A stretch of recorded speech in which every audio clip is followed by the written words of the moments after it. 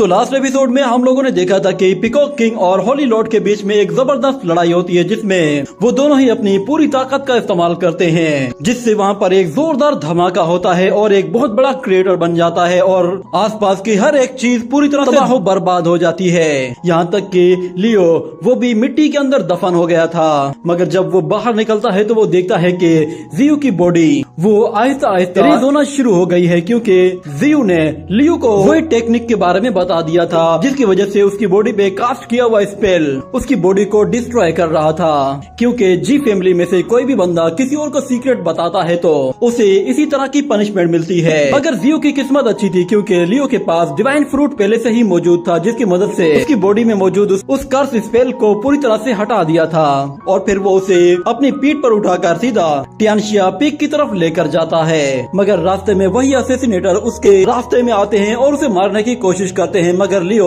उन सारे अटैक्स को डॉज करते हुए तेजी से वहाँ से निकल जाता है और जैसे ही उस माउंटेन में पहुँचता है तो वो देखता है कि वो असैसिनेटर वहाँ पर भी मौजूद हैं और वो जैसे ही उसे मारने के लिए आते हैं तो लियो से पहले ही वहाँ पर एक जी फैमिली का मेंबर आता है, जो कि ममुद्रा टेक्निक का इस्तेमाल करते हुए लियो को बहुत ही आसानी से बचा लेता है। ये देखकर वो असैसिनेटर भी हैरान रह जाता है, मगर वो बंदा जियो के आगे झुक जाता है और कहता है कि मिस जियो, मुझे माफ कर दीजिए, मुझे आने में जरा सी देरी हो गई है। मगर दूसरी तरफ वो असैसिनेटर कहता है कि तो अंडरवर्ल्ड से तुम्हारे लिए एक साथी भेजा गया है ताकि वो तुम्हारी मदद कर सके, मगर ये भी तुम्हें नहीं बचा पाएगा। ये कहने के साथ ही वो असैसिनेटर दोबारा से अपने स्पिनिंग व्हील के साथ उस पे जैसे ही हमला करता है तो अचानक से सामने से एक जोरदार एनर्जी उन अटैक्स की तरफ आगे बढ़ती है और उन्हें एक जोर से आवाज सुनाई देती है, जो कि उन असैसिनेटर से कहती है कि तुम लोगों की हिम्मत कैसे हुई यहाँ पे आके इस तरह हमारी जी फैमिली पर अटैक करने की। उस पावरफुल एनर्जी को देखते हुए वो असैसिनेटर कहता है कि लगता है कि यहाँ पे कोई पावरफुल मास्टर मौजूद है, चलो हमें यहाँ से निकल जाना चाहिए। ये कहते ही वो सारे के सारे लोग वहाँ से निकल जाते हैं और दूसरी तरफ जी फैमिली का वो डिसाइपल दोबारा से खड़ा हो जाता है और हमें दिखाया जाता है कि उसके पास में दो और लोग भी मौजूद होते हैं और वो दोनों ही उसके क्लोन थे। और जियो कहती है कि ये आवाज तो 10th एंसेस्टर की थी।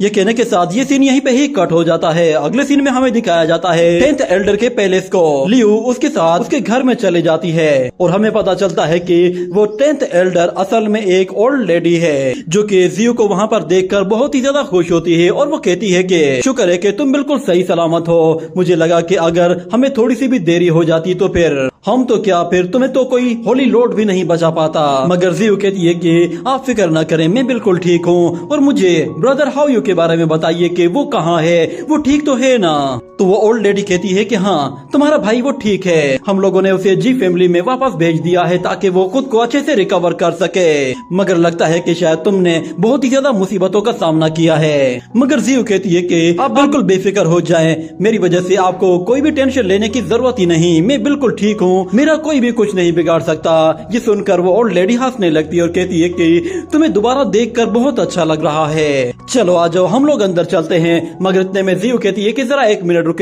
वो लियो को आगे लेकर आती है और कहती है कि इसका नाम है लियो, ये मेरा दोस्त है, इसी ने ही मुझे उन असैसिनेटर से बचाया है और हजारों मील दूर तक मुझे अपनी पीठ पर उठाकर यहाँ तक लेकर आया है। तो लियो कहता है कि सीनियर आपसे मिलकर अच्छा लगा।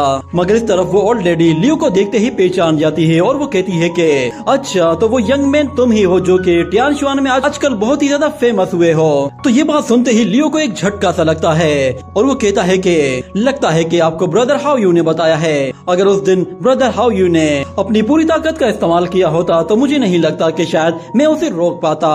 सच में वो दिन मेरे लिए काफी लकी था। पर इस तरफ ओल्ड लेडी कहती है कि चलो कोई बात नहीं, हम अंदर चल के बात करते हैं। ये कहने के बाद वो उन्हें कोर्टयार्ड में लेकर आती है और वो जियो से कहती है कि मुझे बताओ तुमने इतना टाइम कहाँ पे गुजारा और तुमने किसकी मदद ली और ये सब कुछ कैसे हुआ। तो जियो उसे बताना शुरू करती है कि पता नहीं वो अजीब से लोग कहाँ से आ गए थे, मुझे उनके बारे में कुछ भी मालूम नहीं। और इस तरफ वो ओल्ड लेडी लियो के जरिए टेलीपैथी के जरिए बात करते हुए उससे कहती है कि उम्मीद है कि तुम इस तरह बात करने में ज्यादा कंफ्यूज नहीं होगे। जिस पर लियो कहता है कि आप बिल्कुल बेफिक्र हो जाएं, हमारी बात किसी को भी पता नहीं चलेगी। तो वो ओल्ड लेडी कहती है कि मैं जानती हूँ कि तुमने हमारे जी फैमिली की एक यंग लड़की को बचाया है, मगर मैं तुम्हें एक बात बताऊं, ये लड़की काफी नादान है और भोली भाली है, जो कि हर वक्त यहाँ वहाँ पोर्टल्स क्रिएट करके जाती रहती है। मगर क्योंकि तुमने हमारी हेल्प की है और हमारी इस यंग लड़की को बचाया है तो इसलिए हम लोग तुम्हें इसके लिए एक अच्छा सा इनाम देंगे और बाकी तुम खुद समझदार हो कि तुम्हें क्या करना है। और इस तरफ जियू अपनी कहानी बताते हुए कहती है कि अगर मेरी एनर्जी खत्म ना हुई होती तो मैं उन लोगों को अच्छा सबक सिखा देती।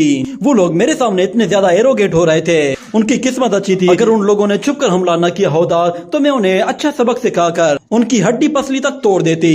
इतने में वो डिसाइपल आता है और उस ओल्ड लेडी से कहता है कि टियानशुआन सेक्ट से हुआ युनफी आया है, वो आपसे मिलना चाहता है। तो हुआ युनफी का सुनकर वो ओल्ड लेडी कहती है कि हाँ ठीक है, उसे ले आओ। और इस तरफ जियू कहती है कि आप उसे जानती हैं? तो ओल्ड लेडी कहती है कि हाँ, मेरी मदर का सर नेम हुआ है और वो टियानशुआन सेक्ट से हैं। और जिस बंदे की हम लोग बात कर रहे हैं वो कोई और नहीं बल्कि वो तुम्हारा कजन है, इसलिए तुम उसे कजन कहकर पुकारा करो। पर जियू कहती है कि नहीं, मैं उसे कजन क्यों कहूँ। मगर वो ओल्ड लेडी उसे बताती है कि आज से 2 साल पहले तुम्हारे ब्रदर हाउ यू ने उसके साथ एक कंपटीशन किया था। वो कंपटीशन मैंने खुद से अरेंज कराया था। वो दोनों बहुत ही काबिल और जीनियस डिसाइपल हैं। इतने में हमें दिखाया जाता है कि हुआ युनफी वहाँ पर आ जाता है और आकर कहता है कि ग्रेट आंट, आपसे मिलकर बहुत अच्छा लगा। मगर फिर वो ओल्ड लेडी से कहती है कि तुम्हें इतना पोलाइट होने की जरूरत नहीं है, तुम अंदर आ जाओ, तुम यहाँ पे आए मेरे लिए इतना ही काफी है, चलो आकर हमारे साथ बैठ जाओ। तो लियो उसे देखते ही पहचान जाता है और वो काफी खुश भी होता है क्योंकि हुआ युनफी वो हमेशा से उसकी मदद करता आ रहा था। और इस तरफ वो ओल्ड लेडी युनफी से कहती है कि तुम यहाँ पे कैसे आए। बताता है कि मुझे पता चला कि पीकॉक किंग ने जी फैमिली पर हमला कर दिया है और पूरी की पूरी जी फैमिली उसमें बर्बाद हो गई है, जिसकी वजह से मैं उनकी मदद करने के लिए आया था। और मुझे पता चला कि ब्रदर हाउ यू वो जख्मी हालत में है, मगर उसका कोई अता पता नहीं था। और ऊपर से मिस जियू भी वो भी काफी दिनों से लापता थी, इसीलिए मुझे काफी फिक्र हो रही थी। तो मैंने सोचा कि मैं जी फैमिली की मदद करने के लिए यहाँ पर आ जाऊँ। यहाँ आने के बाद मुझे पता चला कि यहाँ तो मेरी आंट पहले से ही मौजूद है, तो मैंने सोचा कि उनसे मिले बगैर तो मैं यहाँ से नहीं जाऊंगा। यही वजह है कि मैं आपसे मिलने के लिए यहाँ पे आया हूँ। अगर मैंने आपको डिस्टर्ब किया है तो इसके लिए मुझे माफ कीजिएगा। मगर वो ओल्ड लेडी कहती है कि तुम बेफिक्र हो जाओ, तुम काफी दूर से सफर करते हुए यहाँ पे आए हो, इसलिए तुम काफी थक गए होगे, तुम्हें थोड़ा सा आराम कर लेना चाहिए। और वैसे भी ये सब पहली बार हो रहा है कि तुम दोनों मेरे साथ एक साथ मौजूद हो। मगर फिर हुआ युनफी कहता है कि मुझे ये सुनकर बहुत ही ज्यादा अफसोस हुआ कि मिस जियू ने बहुत ही ज्यादा सफर किया है, मगर शुक्र है कि वो सेफली वापस आ गई है और इसका क्रेडिट सिर्फ और सिर्फ ब्रदर लियो को जाता है। ये सुनकर जियू कहती है कि चलो शुक्र है किसी ने तो सही आदमी को क्रेडिट दिया है। मगर ये बात उस ओल्ड लेडी को काफी बुरी लगती है, मगर वो उसे इग्नोर कर देती है। और हुआ युनफी से कहती है कि मैंने तुम लोगों को बहुत ही लंबे टाइम से नहीं देखा, मेरे पास तुम्हारे साथ बातें करने के लिए बहुत ज्यादा टाइम है, चलो हम लोग चलते हैं और कहीं पे बैठकर बातें करते हैं। ये कहते ही वो उसे अपने साथ ले जा रही होती है। तो जियू कहती है कि लियो मैं कुछ देर में वापस आऊंगी। तो लियो भी जैसे ही वहाँ से जाने लगता है तो वहाँ पे खड़ा हुआ सर्वेंट लियो से कहता है कि ब्रदर तुम मेरे साथ आओ।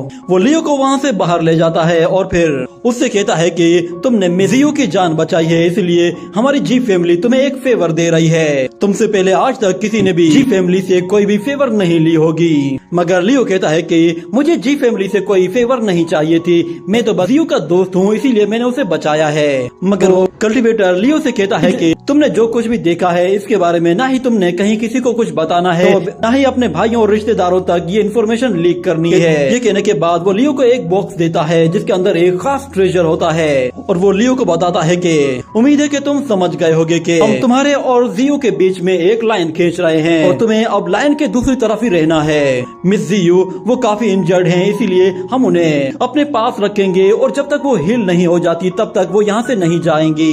और जब तक वो यहाँ पे है तुम्हें उसकी टेंशन लेने की कोई जरूरत नहीं। उम्मीद है कि तुम समझ गए होगे कि तुम्हें अब क्या करना है। ये कहते ही वो ट्रेजर लियो के हाथ में पकड़ाकर वो वहाँ से चला जाता है। और अगले दिन हमें दिखाया जाता है कि सुबह के टाइम लियो एक बोट पे बैठकर वहाँ से जाने की तैयारी कर रहा होता है और जियू से कहती है कि कहीं तुम्हें जी फैमिली ने कुछ कहा तो नहीं है या फिर उन लोगों ने तुम्हारे साथ कुछ किया तो नहीं है, अगर ऐसी वैसी कोई बात है तो मुझे बताओ। मगर लियो से साफ साफ कहता है कि ऐसी कोई बात नहीं, तुम्हारे लोग वो इतने भी बुरे नहीं है, सच में उन लोगों का दिल काफी अच्छा है। वैसे भी यहाँ पे मौजूद बहुत सारे लोग तुम्हारी परवाह करते हैं। उन लोगों के पास काफी अच्छी नॉलेज है और तुम्हारी प्रोटेक्शन के लिए भी वो काफी है। मैंने अपनी जान को दांव पर लगाकर तुम्हें यहाँ पे पहुँचाया है, मगर उन लोगों ने एक मर्तबा भी मुझे थैंक्स तक नहीं कहा। तो जियो कहती है कि यहाँ पर कल बहुत कुछ हुआ था जिसकी वजह से वो लोग तुम्हें थैंक्स कहना भूल गए होंगे, क्योंकि वहाँ पर हमारे साथ वो असैसिनेटर्स भी तो आए थे और ये सब कुछ इतना जल्दी हुआ कि शायद इस जल्दबाजी में वो सब लोग कुछ भूल गए होंगे। और वैसे भी